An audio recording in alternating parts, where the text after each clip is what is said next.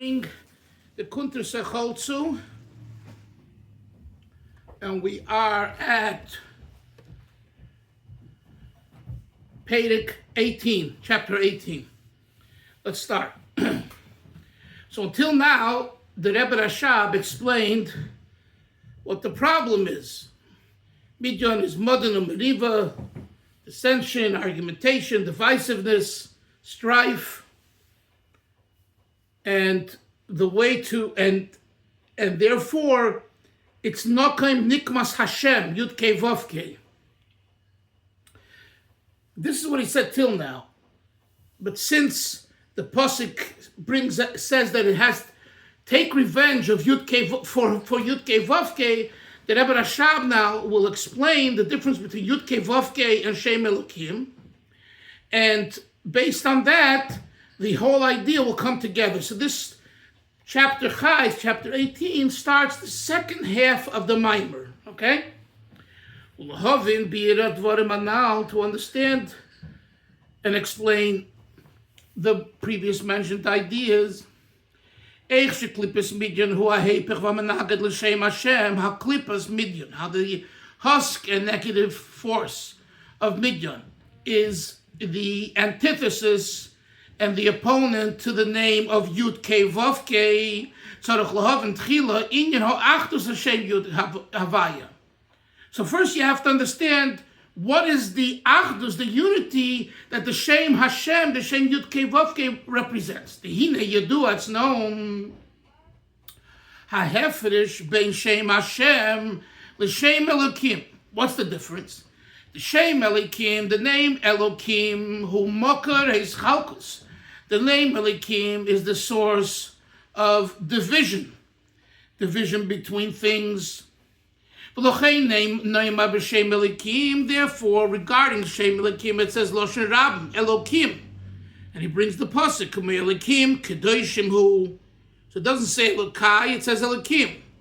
Another pasuk, Asher Niglu Elav Elokim, that God revealed himself, but it says Elokim. Seemingly, Ma Shayach Belikus Rabim Chas v'Sholem. How is it possible within godliness, multiplicity, God forbid? God is one. Who the idea is, the Elokim, who b'chinas hakoyach v'achayas oleki, shenimshach b'nevroyim la'avoysim la'chayosim. The name Elokim denotes the energy of Hashem, the koyach of God, the power of Hashem, and the vitality of Hashem, that's made for the individual, that lends itself towards the individual, to enliven them, etc. And there's many aspects of Elokim, Hamahavo, Machaya, that create and sustain Ribuy HaNevroyim, all the multiplicity of creatures. And the Rebbe says, as we see, Lamata, he gives an example here below on earth. B'nevroyim, with creatures, Yeshben, B'ribuy Yischalkos, Me'oid, fish, trees, there's all kinds of differences. As we say in our davening every day, Mo Rabu Masech Hashem. How multitude your actions are, Hashem. That there's many different creatures. Over there, generally we could divide them to four species: daimim, inanimate, semeach, vegetative, chai, living, medaber, speaking. Over there, prat, and if you break it down even more so, yesh bechol echod ribuy protim. Within each one of these four species, there are many details. Sheyesh kamem mina daimim. Rebbe says there's all kinds of inanimate. Minavonim, stones, pshutim, simple stones, ad avonim toivim amirim, till diamonds, till there are stones that shine. So overall, stones, Hillel, are stones. But within the realm and species of stones, there are differences. There's all kinds of different vegetation. Asavim, Vidshoyim, Vitfuos, Upedis, grass, wheat, fruit, all within the realm of Someach, but the difference. And we also find differences within the species of the living. So too within the species of the human. There's many different pratim, many details. Each one is different than the other.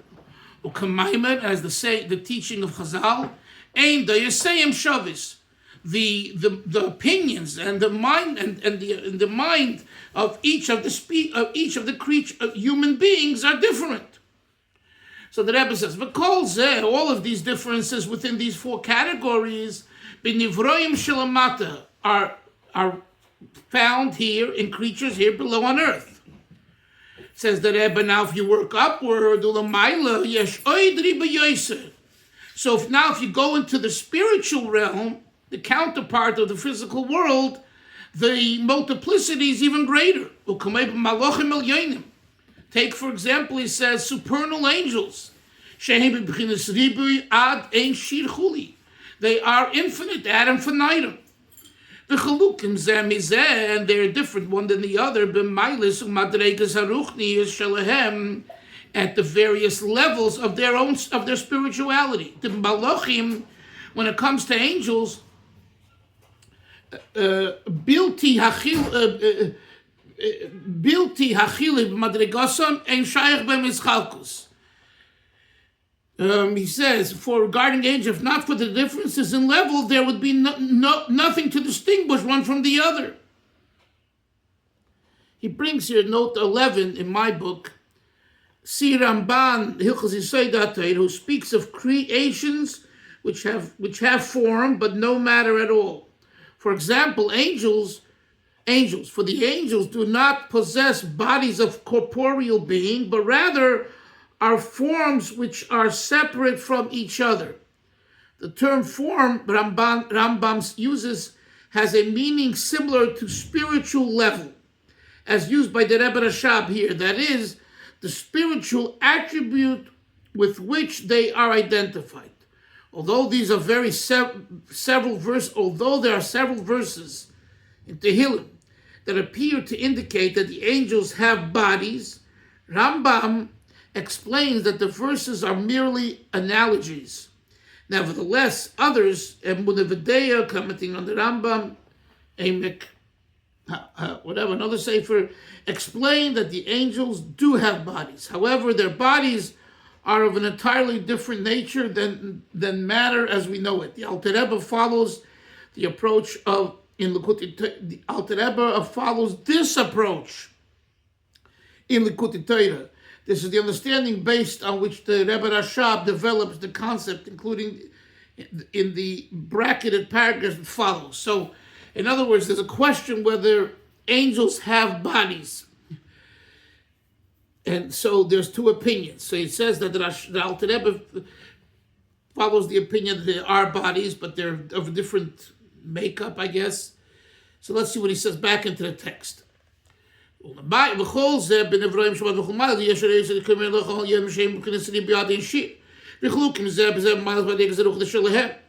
malachim bilti chaluk for regarding angels, if it wasn't the differences in their level, there wouldn't be any hischalkus, any differences.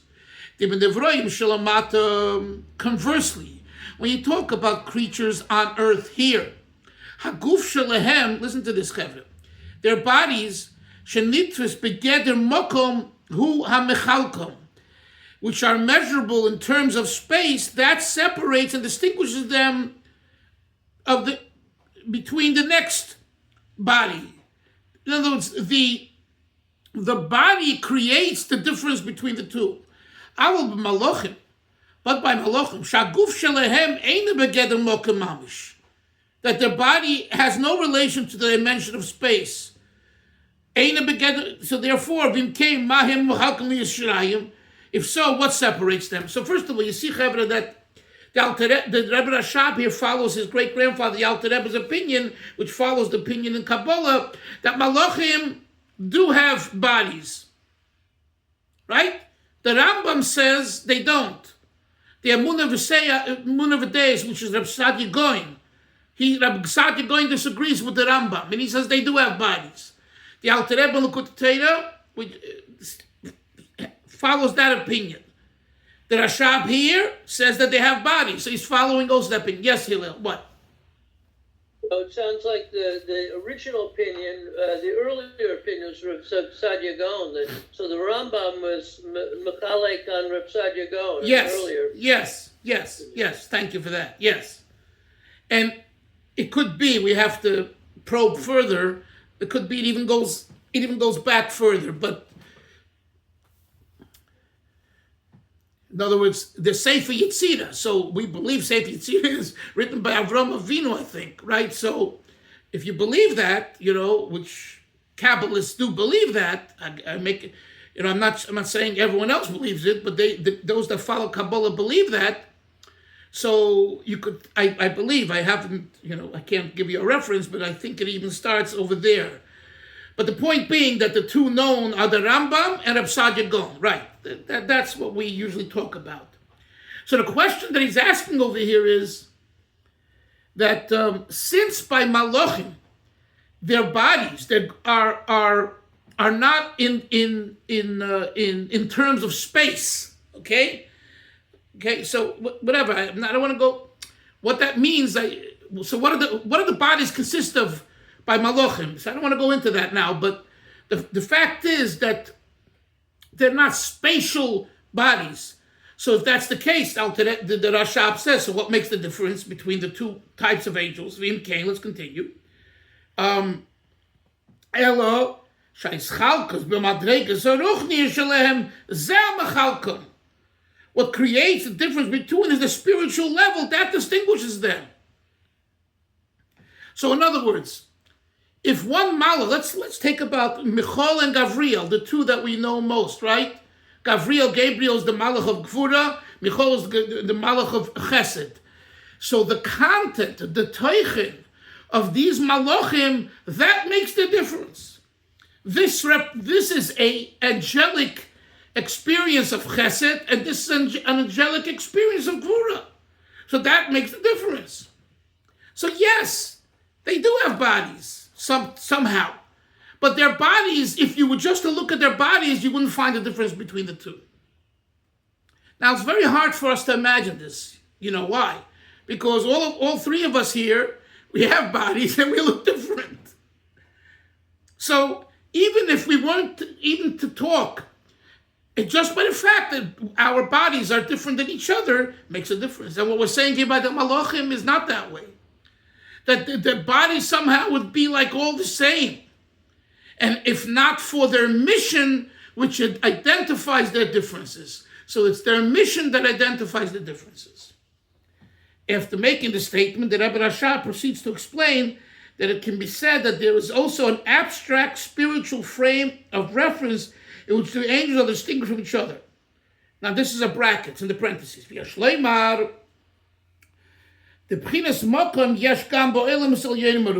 Okay.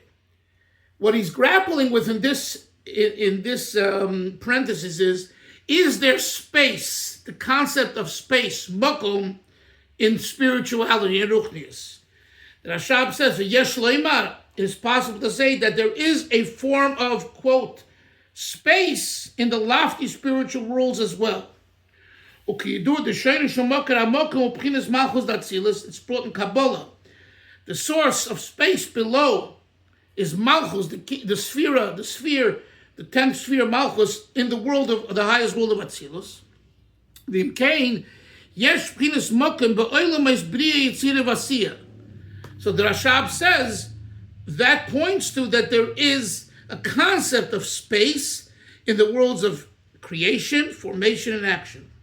Uk'shem Sha'mokim Dilamata Nitfas Begeder Agvul. Just as space in the physical world is in terms of its limitations, it's right these and these dimensions, and not other, and not more, and not less. If you open Hagvul Dasiya Hagash Mishul Begvul Mamish, the physical space is based on the physical limitations. So too b'mokim hamokim shelamayla, the concept of space as it's in the spiritual worlds, like in the world of formation, it's determined by the nature of limitation in the world of Yitzira. Let me read the note, I think it'll explain it better. By definition, a spiritual conception of space is beyond our comprehension. We know things as they exist in our material world. We cannot grasp the nature of a realm of being above the world. Nevertheless, to offer somewhat of an analogy, try to picture the space of an intellectual concept. Then try to picture the spatial differences that separate one intellectual concept from another. Isser, you're a stickle philosopher, no? So, Seichel. Does Seichel have space?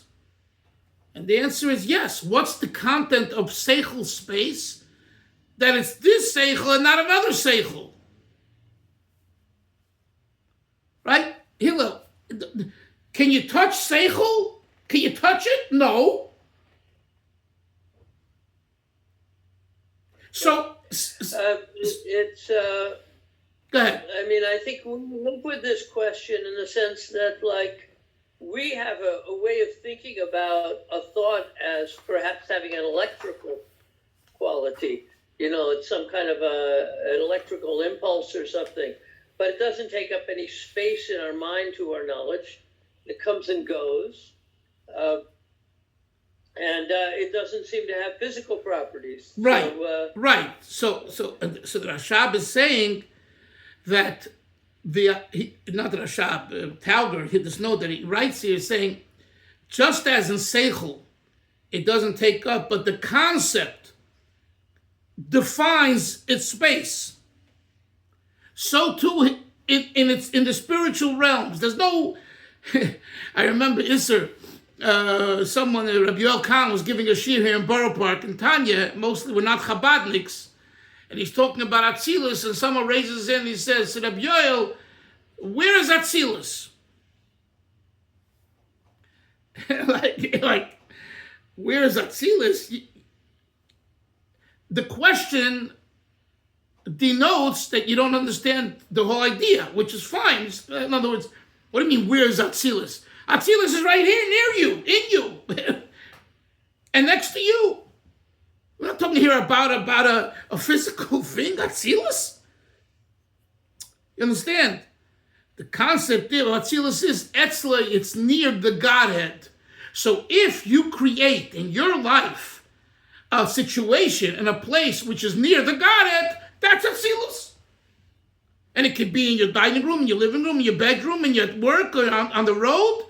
If your consciousness is Atzilus-like, that's the same thing over here. Let's continue.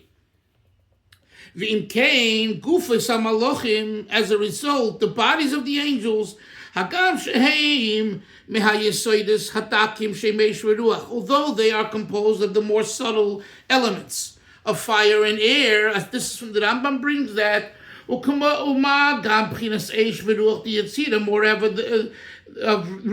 rarefied and abstract fire and air.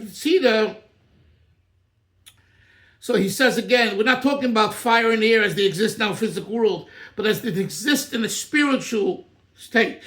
Nevertheless,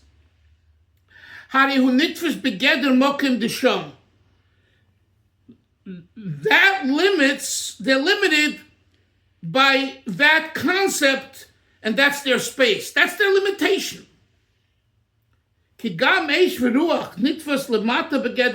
For fire and wind are defined, fall within the definition of space. Air occupies space. Similarly, fire is limited, is bound by space. Take, for example, a lightning flash. You see that the fire is within the confines of a specific area.